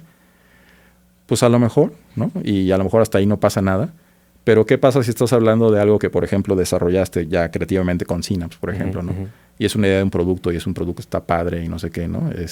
Y lo llevas a la vida y empiezas a hacer negocio con él. No lo puedes patentar. ¿Por qué no podrías patentar? Claro. Deberías de poderlo patentar, ¿no? Y debería ser no de Synapse, sino tuya. Claro. ¿no? Que es como una marca cuando le paga a una agencia, pues la Pues idea al final es de la marca, no porque es de en la el agencia. contrato dice, Exactamente. ¿no? Que estás haciendo un trabajo Exactamente. ¿no? Hacer la marca. sobre pedido para la marca, no estás haciendo un trabajo Ahí tuyo. deja de ser tu idea. Exacto. Claro. Oye, y a nivel ético, ¿crees que tenga que estar se tiene que regular o no? Totalmente, sí. O sea, sí creo que... O sea, yo no creo que... por lo que decíamos al principio, ¿no? O sea, puede caer en manos muy, muy nefastas. Puede ayudar también mucho a seguir generando pues más distancia, más disparidad, ¿no? entre la gente y demás. Yo no, como políticamente, por ejemplo, no estoy a favor para nada de que haya como un capitalismo así completamente libre en el que el mercado es el que dice y el humano se jode. Creo más en justamente en regular, ¿no? Lo que haya que regular. No, o sea, creo que el papel del Estado debería ser justamente eso, ¿no? O sea, el proteger los derechos humanos, el proteger los derechos que tenemos como ciudadanos, etcétera, etcétera, ante la tecnología y ante cualquier otra cosa. Entonces, sí se tiene que regular, por supuesto, ¿no? O sea, sí creo que lo que es un reto es cómo, ¿no? Y qué. Claro. O sea, todavía no. El temor que tienen todos los emprendedores, todos los pues toda la gente muy tecnóloga, digamos, es como, o sea, siempre pintan al gobierno y al Estado como una cosa que estorba nada más, ¿no? Y que te detiene, ¿no? Y que te corta las alas, ¿no? Y que podías hacer cosas maravillosas, pero te están deteniendo, ¿no?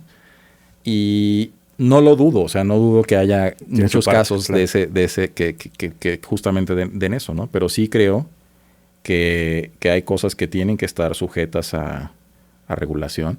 Creo que la Comunidad Europea, la Unión Europea hace más o menos bien las cosas por ese lado.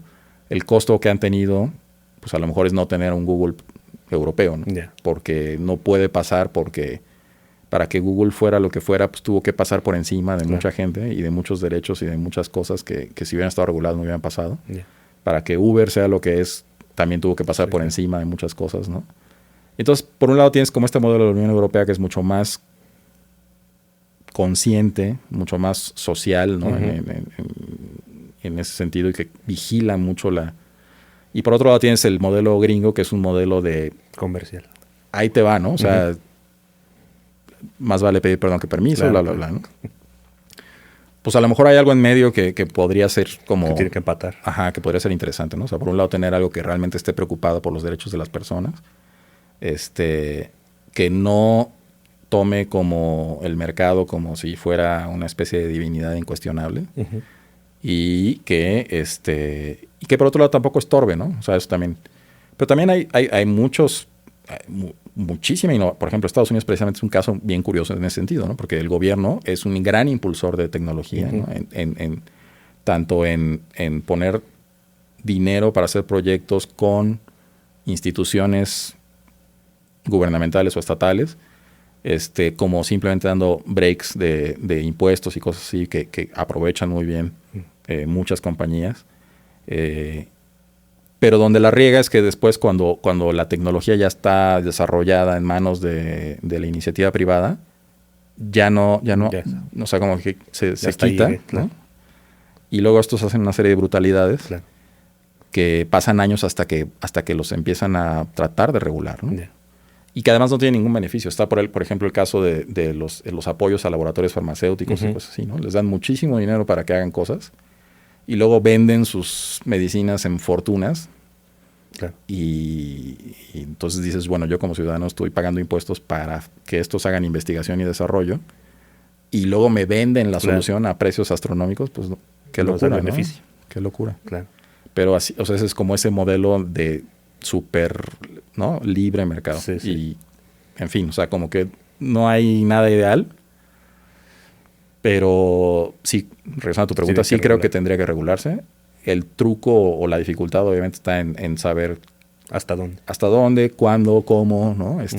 Cómo no estorbar, pero cómo también al mismo tiempo, por no estorbar, pues no dejar de evitar atropellos o cosas así que afecten a la sociedad, ¿no? Yeah. Oye, ¿y en un futuro cómo ves a la inteligencia artificial? ¿Crees que se va a humanizar? ¿Crees que va a cobrar vida? ¿Qué va a pasar?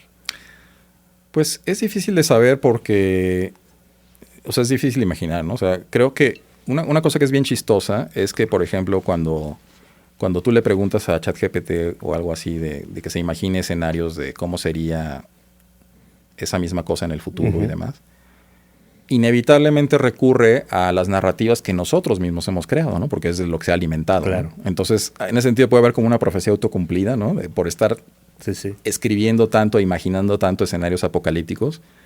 A lo mejor estamos inspirando a este tipo de tecnologías a que agarren ese camino simplemente porque se les hace como natural, ¿no?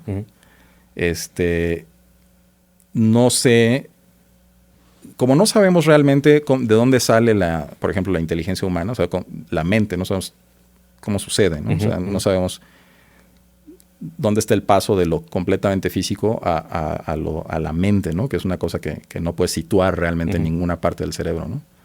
Pero que es consecuencia de, ¿no?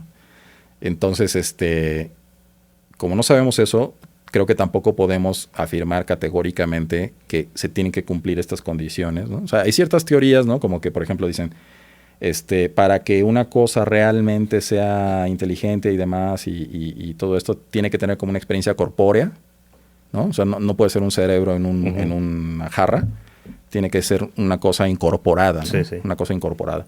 Entonces, pues bueno, o sea, a lo mejor eso se puede emular también y a lo mejor a la hora de emular eso resulta que efectivamente, ¿no? El simple hecho de estar incorporada y de tener experiencias de primera mano cognitivas y que pueda procesar cosas y tener como estos loops de retroalimentación y demás que tenemos los humanos y demás, pues a lo mejor se empiecen a parecer mucho más a nosotros, ¿no? Pero hay muchas cosas que damos por hecho que no tenemos claras. O sea, también, por ejemplo, yo hasta hace poco pensaba que estaba muy claro qué era una cosa viva y qué no era una cosa viva, ¿no? Pero no está tan claro. O sea, hay un área gris bastante significativa ahí. Para no ir más lejos, los viruses, por ejemplo, no están vivos, estrictamente hablando, ¿no? O sea, es como si es más como un conjunto de instrucciones que cuando entra en contacto con células vivas, hace cosas, ¿no? Ejecuta ese código de alguna manera y se reproduce. Pero no está técnicamente vivo, ¿no? Entonces, por eso es difícil, yo creo, como responder a ese tipo de cosas más filosóficas y especulativas, porque todavía hay muchas cosas que damos por hecho de que sabemos sobre nosotros mismos que en realidad no sabemos y que no sabemos si por un camino completamente diferente, como es el caso de esto que está basado en, pues, cuestiones completamente sintéticas, pueda llegar a tener capacidades similares a las nuestras o no. ¿Qué tanto tiene que ser, digamos, una cosa como análoga a nosotros o una cosa completamente diferente con otro tipo de cosa que a lo mejor no es conciencia como nosotros la conocemos, pero que de todos modos le permite hacer cosas que son inimaginables para nosotros, ¿no? Claro. Oye, estaba viendo a Bowie. Yo soy admirador de Bowie. Claro. Y yo no sabía que él había hecho una plataforma en el 95 que se llama Verbaiser, no sé si lo ubicas. La creó con un amigo de San Francisco. Y literal, hay un video en YouTube que lo explica, él mismo explica lo que está haciendo, está en el estudio, y lo que hace es meter párrafos completos y los va modulando, y con eso él se inspiraba para generar canciones. De hecho, Hello Space Boy hizo parte de la letra, la hizo con esa aplicación. Ah, no sabía. Dije, güey, ese es en el 95, o sea, Bowie siendo Bowie, ¿no? Sí, claro. ¿Qué cosas hoy a ti a nivel tecnología e innovación te sorprenden? Pues mira, esto que estamos hablando ahorita me sorprende muchísimo. O sea, no he perdido mi capacidad de asombro para nada con este tipo de cosas. Me hacen muy, muy apantalladoras. O sea, no me imaginaba nada así. Me sorprende mucho. Un paréntesis nada más. Y te iba a comentar que Bowie, no sabía ese experimento, pero antes de eso había aplicado también mucho la técnica Es una técnica igual, nada más que manual, que inventó William Burroughs, que era cortar pedacitos de textos de periódicos, ¿no? Y de libros y luego reacomodarlos. Y entonces lo que hizo fue como meter eso a una compu, ¿no? Está padre. Sí. ¿Qué tecnologías me asombran? O sea, esto que estamos viendo ahorita me asombra mucho.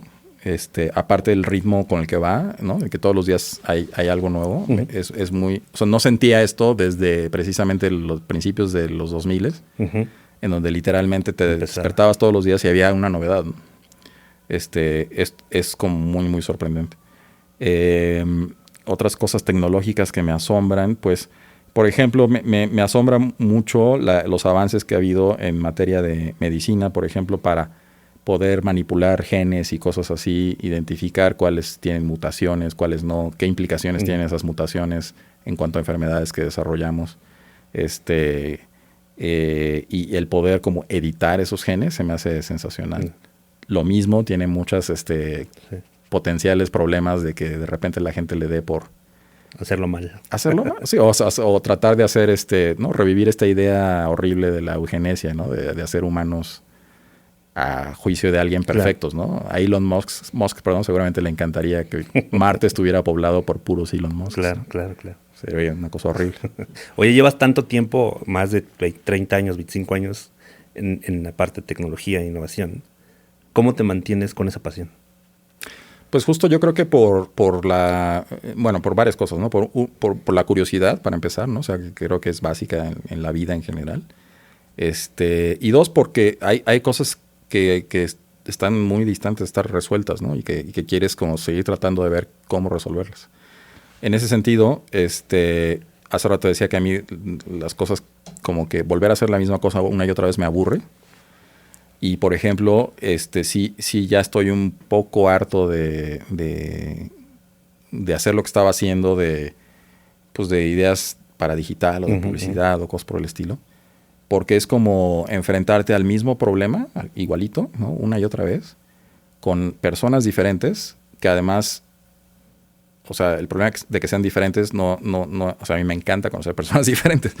Pero el problema es que están tratando de resolver el mismo problema que su predecesor trató de hacer en la marca y su antepredecesor trató de hacer en la marca y que ni no se comunicaron entre ellos, ¿no? Que nunca hubo una transmisión de conocimiento y estás volviendo a hacer la rueda una y otra vez. Tras la cola. Una y otra vez, igualito, ¿no? Claro. Es súper frustrante. Eso me parece muy desgastante. Entonces trato de evitar estar en esas situaciones porque eso sí hace que no me den ganas de pararme en las mañanas. O sea, pensar que tengo que volver a enfrentar como los mismos argumentos, ¿no? Que pensé que hace 15 años ya habíamos pasado. Eso sí me mata. Oye, ¿y cuál es en todo este tiempo, cuál es el proyecto que más te ha desafiado? Pues Synapse, sin lugar a dudas, ¿no? Sí. Porque por mucho tiempo, o sea, yo no sé, ojalá tenga un buen fin. Porque le he dedicado demasiados años de mi vida, demasiados recursos de todo, ¿no? Tiempo, dinero, etcétera. Que muchas de las veces he pensado que es una tontería y no va a ningún lado. Muchas. De tirar la toalla. Sí. Okay. Y por eso siempre tengo esta frase que es de que la única diferencia entre una historia de necedad y una historia de perseverancia es en qué acaba, ¿no? Claro. Porque si acaba mal vas a decir, pues fui un necio todo este tiempo, no venía el caso, ¿no? Si acaba bien vas a decir, uy, fui muy perseverante, qué bueno. Creí hasta el final. Entonces, eso es muy engañoso, pero yo diría que sí, ese es lo más retador que he hecho. Sobre todo porque, pues bueno, o sea, siempre he tenido la característica como de aventarme a hacer cosas que no están todavía ahí del todo, ¿no? Entonces, como te decía, en los 90s arrancar con esto de multimedia, cuando no había un mercado realmente, ¿no? Y había que abrir ese mercado y había que picar piedra, ¿no? Y luego lo de internet, picar piedra y luego... Entonces, estoy muy acostumbrado a eso. A lo mejor es una cosa masoquista que tengo. No sé. No, pues es de creer, ¿no? Más bien. Sí, pero pues te digo, está relacionada con que no... O sea, probablemente hubiera ido mucho mejor económicamente si me hubiera dedicado a explotar. Sacarle lo seguro, ¿no? Sacarle el jugo a lo que ya sé perfectamente cómo hacer, claro. Pero me aburre. Claro. Oye, ¿cómo defines el éxito? Uy, pues para mí el éxito, la verdad es que es muy sencillo. O sea, es como el poder voltear para atrás y decir, valió la pena, ¿no? Y ahora, ¿por qué valió la pena? Pues valió la pena porque, no necesariamente porque eres millonario ni nada por el estilo, sino porque puedes estar como en paz contigo mismo al respecto, ¿no? O sea, como decir, hice todo esto, invertí todo esto de mi tiempo y de mi pensamiento y de lo que sea, y al final estuvo bueno por estas razones, ¿no? A mí una de las cosas que más me gusta es, por ejemplo, platicar con gente con la que he trabajado por años, en diferentes etapas y en diferentes lugares, y ver que les está yendo bien, que han podido capitalizar las cosas que hemos aprendido juntos. Eso me satisface muchísimo y se me hace como bien padre. Entonces, como voltear para atrás y ver ese tipo de cosas, como decir, no pasé en balde por estos lugares, no pasé en balde por estas personas. Eso se me hace exitoso. Ya. Oye, hace rato hablabas de que esperas no darte en algún momento el decir, ya tiré la toalla, no funcionó. ¿Cuál es el mayor momento de fracaso que has tenido y que aprendiste? Pues yo creo que el mayor momento de fracaso debe haber sido cuando Substance, cuando estábamos en un buen momento, ¿no? Todo estaba yendo como muy bien. Y de repente se nos fueron 2 clientes grandes al mismo tiempo y nos metió en aprietos. Y en ese momento, una salida de esos aprietos fue que la gente de lo que era antes Euro RSCG se estaba convirtiendo en Havas Worldwide. Y Renato de Paula, que era un amigo de Ogilvy, de Brasil, etcétera, ¿no? Llegó como a estar a cargo de eso. Entró en contacto conmigo, platicamos de Substance, dijo, me encanta la idea de Substance, etcétera. ¿Por qué no nos fusionamos?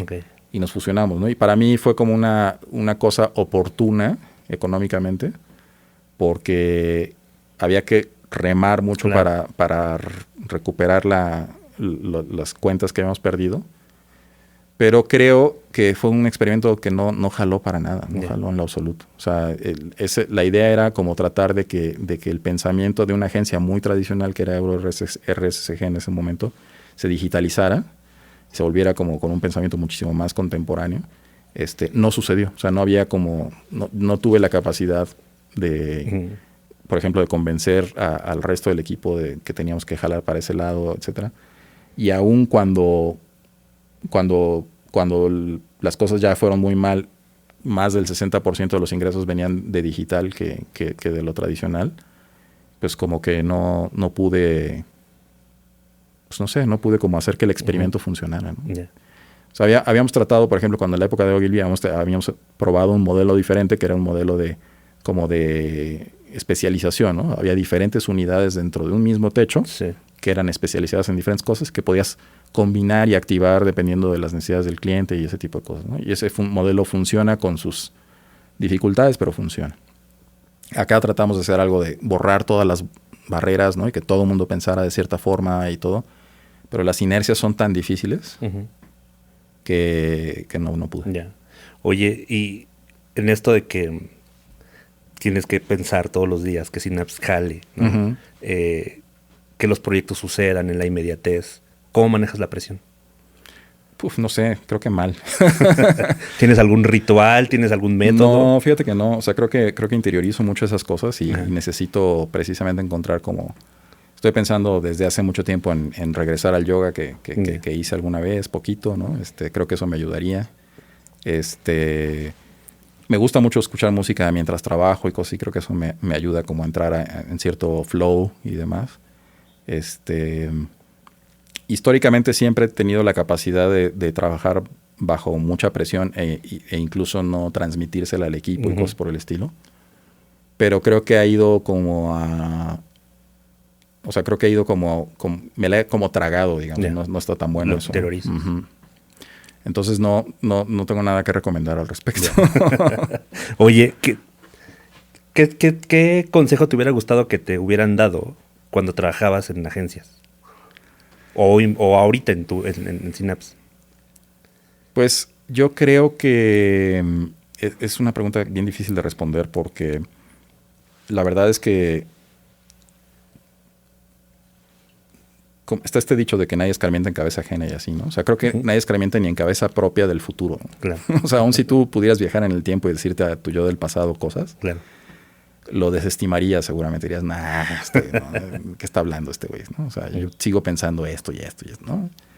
Voy por la mía. Ajá, o sea, como que te tienes que tropezar con lo que tienes que tropezar y no hay de otra. Ya. Oye, si tuvieras que tomarte una chela o lo que tomes con algún personaje que admires, ¿quién será y qué le preguntarías? Pues mira, he tenido, yo creo que sería porque soy un fanático sin remedio, sería Brian Eno, aunque ya he tenido la oportunidad de platicar con él así en corto, y es increíble. ¿Cuándo? Pues ha venido a México un par de veces y las 2 veces me colé ahí para... De groupie. De groupie, tal cual, sí. Y es a todo dar aparte, o sea, un tipo increíble. Justo en la segunda vez que tuve la oportunidad de platicar con él, le platiqué de Synapse y no sé qué. Me dijo, está súper interesante, sí, está buena esa idea. Me dijo, ¿sabes estos motores de recomendación como Amazon y así, ¿no? Que te dicen, este libro a lo mejor te interesa porque ¿no? Una persona leyó este libro y este otro libro y tú no has leído ese libro. Sí. Me dijo, a mí lo que me gustaría es algo al revés, que me dijera, nadie en Amazon ha leído este libro y este libro. Wow, claro. El uniqueness. Y dije, sí, pues sí. ¿Y qué le preguntarías entonces? Ahorita lo que le preguntaría es, yo creo que cosas más políticas probablemente. O sea, ahorita como que tengo preocupaciones más como de... Y porque sé que él está también muy metido en cosas de, por ejemplo, de medio ambiente y cosas por el estilo, ¿no? Pues cosas como de si ve que realmente ha habido progreso por hacer ese tipo de esfuerzos que él ha estado haciendo o no, ¿no? ¿Qué se podría hacer para pues, tratar de que la desigualdad y todo ese tipo de cosas realmente se traten de mejorar y demás? O sea, como tener una plática más clavada probablemente en ese tipo de cosas. Más hacia lo humano. Sí, ¿no? que hacia lo que le hubiera preguntado probablemente hace 15 años, que hubiera sido más sobre la música claro, y sobre la creatividad. Ajá, y lo que ya está harto de responder de cómo era trabajar con Bowie, ¿no? Y cómo era trabajar con Bono. Sí. Oye, ¿eres una persona de hábitos o no? ¿Tienes hábitos que te han llevado al éxito? No sé si al éxito, pero sí tengo ciertos hábitos, ¿no? O sea, como de, por ejemplo, o sea, desayunar todos los días lo mismo. Durante la pandemia me hice un uniforme de plano. Okay. O sea, me compré 6 camisetas iguales, 3 pantalones iguales, 6 calcetines iguales. Y me vestí igual todos los días, todos los días. Porque sí me hacía un paro, como cognitivamente. O sea, el no tener que decidir, sí era un paro para mí. Entonces, por ejemplo, todas las cosas que, como eso de desayunar lo mismo, no es porque me encante lo que desayuno, ni no tenga imaginación para pensar en otra cosa, sino que es una preocupación menos, ¿no? Una decisión menos que tomar. Entonces, para mí los hábitos tienen que ver más como con automatizar ciertas cosas para que no tenga que pensar en ellas y liberar mi mente hacia las cosas que verdaderamente requieren de mí. Oye, ¿y en qué te inspiras o motivas para seguir adelante? Pues me inspiro, o sea, en todo, ¿no? Por ejemplo, en mis hijos, ¿no? En ver cómo, que ya están grandes, ¿no? Tienen 27 y 25. En ver el tipo de cosas que ellos están haciendo y los topes a los que se enfrentan, ¿no? En la vida, en el trabajo, en la universidad, etcétera, etcétera. Y cómo me veo de alguna manera reflejado en ellos y saber que seguramente lo van a poder llevar adelante, ¿no? Y hay que dejarlos que lo hagan adelante y eso. Y entonces, pero por otro lado también tengo como esta responsabilidad de saber que tengo que resolver mis problemas y mis situaciones y mis cosas para no ser, por ejemplo, de ninguna manera una carga para ellos en el futuro ni nada así. Tengo proyectos que quiero llevar a cabo que siempre voy pateando para adelante porque nunca hay tiempo y nunca es la prioridad y demás. Entonces también eso me motiva, ¿no? A decir, bueno, pues tengo que acabar esto para poder hacer lo que sigue. Y el aprender cosas. A mí la verdad es que, o sea, las cosas que más me satisfacen es como convivir con gente que considero interesante, que tiene cosas padres que decir, el poder aprender algo nuevo y comprender algo nuevo, ¿no? A veces que son cosas diferentes. Es muy satisfactorio, o sea, es como esas cosas así que dices, wow, ¿no? Claro. O sea, el poder entender el punto de vista de alguien más que antes no entendía, ¿no? Cosas así. Eso es lo que más me gusta. Yeah. Oye, ya para ir cerrando, ¿de qué estás agradecido en la vida? Pues básicamente de que mis papás se hayan echado el volado. Yo soy el tercero de 3 hijos y mis hermanos me llevan 6 años, 7 años. Entonces claramente no estaba planeado el asunto. y ese es como el primer agradecimiento. Y por supuesto de todos los privilegios que he tenido, ¿no? De entrada, haber nacido en una casa con 2, ¿no? Con un papá y una mamá, o con 2 padres. De que hayan, de tener unos hermanos que también me cuidaran, ¿no? De haber tenido la oportunidad de estudiar, de hacer una carrera, de que gracias a haber hecho esa carrera nunca tuve que pedir trabajo, por ejemplo. Nunca he tenido que pedir trabajo en la vida. Qué chido. Porque como que las cosas se han ido dando, ¿no? Entonces, estoy como muy consciente de todos esos privilegios que he tenido, que no son obviamente los mismos privilegios de algún Slim, pero ni de lejos, ¿no? Pero lo son, ¿no? Y que me han colocado en una situación muy ventajosa contra muchísimas otras personas, y que trato no solamente de estar consciente de ello, pero de a la hora de pensar en alguien más y de sus posibilidades y todo eso, pues tener en mente pues de dónde está partiendo, ¿no? Cuáles son las cosas que han presentado en su vida versus la mía, de no juzgar a nadie así como a la ligera, ¿no? Sin conocer realmente su contexto y por qué actúa como actúa y demás, ¿no? O por qué no actúa como no actúa, etcétera, ¿no? Yeah. Oye, con todo este tiempo que llevas de logros, todo lo que has hecho en tu carrera, si tuvieras a Rafa de 15 años, ¿qué le dirías? Pues probablemente le diría que tratara de ser un poco más extrovertido, porque en particular en la adolescencia no la pasé bien, porque me costaba mucho trabajo relacionarme con la gente. Las niñas se me dificultaban muchísimo y me traían loco y no sabía cómo acercarme a ellas. Entonces lo que trataría de darles como un poco de seguridad, un poco, ¿no? O sea, como decirle... Aviéntese, si no pasa nada. Claro. No pasa nada. Nada más el raspón y ya. Exacto. No pasa nada. Oye, ¿y si tuvieras al de 80, qué le dirías? Uy, si tuviera el de 80, más bien lo que trataría es como de preguntarle cómo salió todo. ¿Y cómo crees que va a salir todo? Pues espero que bien, la verdad. O sea, eso es como... O sea, si... Bueno, ahora que lo pienso, creo que no le preguntaría eso, porque creo que sería algo terrible que saber, ¿no? ¿O no? No sé, o sea, en cualquiera de los casos. Como ¿no? dices, hay que aventarse, hay que hacerlo, ¿no? Exacto, porque si le preguntara eso y me respondiera, como que sería un spoiler total, ¿no? O sea, claro.